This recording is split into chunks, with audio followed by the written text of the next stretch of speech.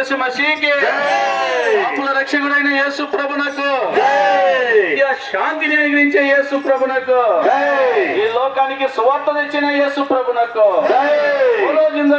ప్రవేశ మసీకి సమయంలో మరి ఈస్ట్ గోదావరి కాకినాడలో పరిచయం చేసినటువంటి సహోదరులు సాలమాన్ గారు మీకు వర్తమానం తీసుకుని వచ్చారు. ప్రియమైనటువంటి దేవునికి బిడ్డలారా, ప్రియమైనటువంటి గ్రామస్తులారా, ఈ సమయంలో దేవుని యొక్క వాక్యాన్ని విని రక్షణ పొందవలసిందిగా ప్రభుపేట మనం చేస్తా ఉన్నాం. నా ప్రియమైనటువంటి చింతపల్లి గ్రామస్తులారా, దేవుని వార్తను మీ మధ్యకి తీసుకుని వచ్చాం. కొంతసేపు మా యొక్క మాటలు యందు దృష్టి ఉంచవలసిందిగా ప్రార్థిస్తున్నాం. దేవుని వాక్యం ఏం సెలవుస్తుందంటే, యేసుక్రీస్తు ప్రభు వారు ఈ లోకంలో జీవించినప్పుడు ఆయన చెప్పిన మాట ఏంటంటే, హృదయ శుద్ధి గలవారు ధన్యులు, వారు దేవుని చూచెదరు.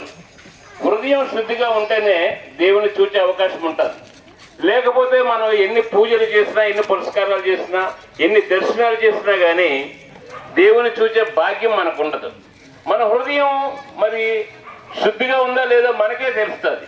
కానీ బైబిల్ గ్రంథం ఏం చెబుతుందంటే, హృదయము అన్నిటికంటే మోసకరమైంది, అది ఘోరమైన వ్యాధి కలది, దాన్ని గ్రహింపగలవాడు ఎవడు అనేసి బైబిల్ గ్రంథం చెబుతుంది.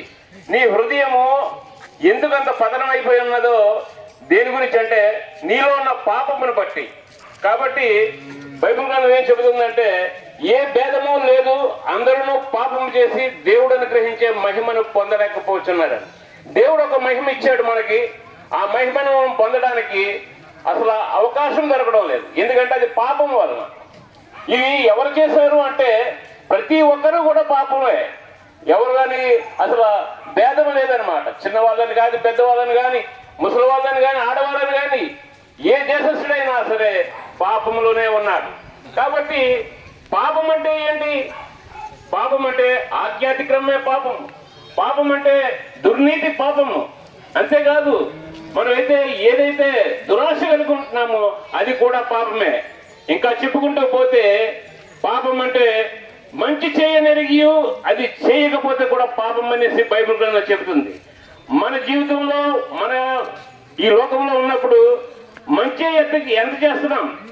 మన జీవితంలో మంచి చేయగలరా తెలుసు కూడా దాన్ని చేయలేకపోతే కనుక అది పాపముగా పరిగణించబడుతుంది.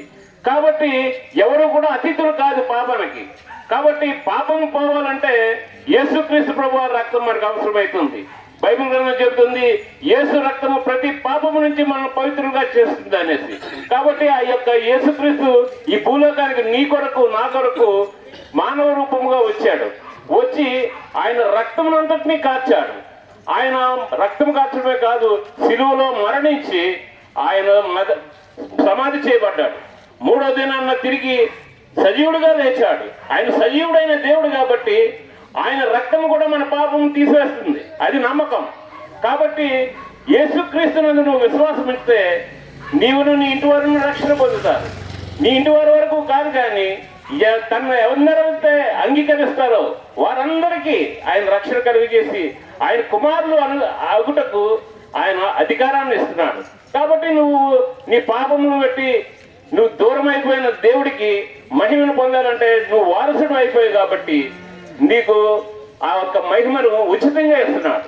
కాబట్టి నీ పాపాలను నువ్వు ఒప్పుకుంటే, యేసుక్రీస్తు ప్రభు వారు ఆయన మరణించారని, సమాధి చేయబడ్డారని నువ్వు ఒప్పుకొని నీ నోటితో నీ హృదయం ముందు విశ్వసించగలిగితే నువ్వు రక్షణ పొందుతావు. కాబట్టి ఈ రక్షణ నీకు ఎంతో దూరంలో లేదు. నీ నోటితో నువ్వు ఒప్పుకుని నీ హృదయం ముందు విశ్వసిస్తే నీకు రక్షణ కలుగుతుంది. కాబట్టి మాకు ఇంకా చెప్పడానికి సమయం లేదు. మీకు ఇక్కడ వివరాలు చెప్తారు. మీరు మీ ఇంటి వారు రక్షణ పొందండి. ప్రభు యొక్క యేసు ప్రభు యొక్క ఆశీర్వాదం పొందవలసిందిగా కోరుతున్నాను.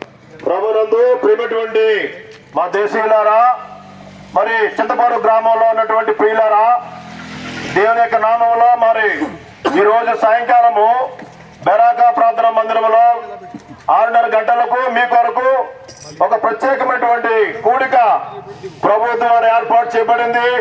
రండి, వినండి. అంత మాత్రం కాకుండా మరి బెరాకా ప్రార్థన మందిరం ద్వారా ప్రతి ఆదివారము ఉదయము మరి 11 గంటల 30 నిమిషములకు ఆరాధన, మంగళవారం రాత్రి 7 గంటలకు ప్రార్థన కూడిక, ప్రతి శుక్రవారము ప్రార్థన కూడిక ఉదయం 11 గంటలకు జరుగుతూ ఉంది. రండి, వినండి, రక్షణ పొందండి. దేవుడు మిమ్మల్ని, మీ గృహాలని, మీ కుటుంబాలను దేవుడు బహుగా దీవించిన గాక. బోలే పుదవా దేశ మసీహాకి అందరూ చెప్పండి, జైలు బోలే పుదవా దేశ మసీహాకి.